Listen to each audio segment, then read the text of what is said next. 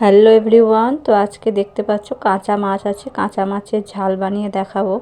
তো এখানে কিছু টমেটো, দুটো টমেটো আর পেঁয়াজ কেটে রেখেছি, একটা পেঁয়াজের হাফ। আর এখানে আছে কিছু বাটা মশলা আছে, আদা রসুন আর কাঁচা লঙ্কা আর সর্ষেকে একসাথে বেটে নিয়েছি। এদিকে তেলের মধ্যে পেঁয়াজ আর টমেটোটাকে আগে ভেজে নেওয়া হচ্ছে।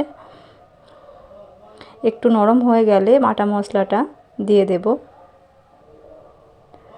দিয়ে খুব ভালোভাবে কষিয়ে নেব।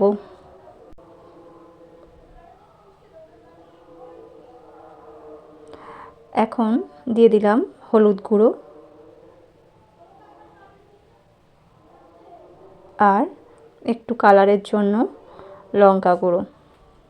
অল্পই দিলাম যেহেতু আমি কাঁচা লঙ্কা দিয়েছি। তারপর মশলাটা খুব ভালোভাবে কষিয়ে নেব। মশলা কষানো হয়ে গেছে। এখন মাপ মতো একটু জল দেবো। একটু জলের পরিমাণটা একটু বেশি দিতে হবে, কারণ যেহেতু কাঁচা মাছ রান্না করব একটু টাইম লাগবে। এই দেখো, নুন আর হলুদ আগের থেকেই মাছটা মেখে রেখেছিলাম। আর এখানে এই ঝোলে যতটা পরিমাণ নুন লাগবে সেই নুনটাও দিয়ে দিলাম, আর অল্প একটু চিনি দিয়ে দিলাম। ব্যাস, জল যখন ফুটে উঠবে তখন কাঁচা মাছগুলোকে দিয়ে একটু নাড়াচাড়া করে রান্নাটা করে নেব। দেখতেই পাচ্ছ রান্নাটা উনুনে করা হচ্ছে। এটা হচ্ছে কয়লার উনুন।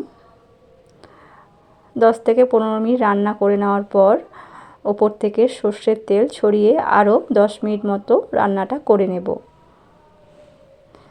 এটা খুবই টেস্টি হয়। দেখো মাছগুলো একটুকু ভাঙেনি, একেবারে গোটা গোটা আছে। রান্নাটা আমার হয়ে এসছে। এখন দিয়ে দিলাম ধনেপাতা কুচি। ব্যাস, নামিয়ে নিলেই হয়ে যাবে কাঁচা মাছের ঝাল।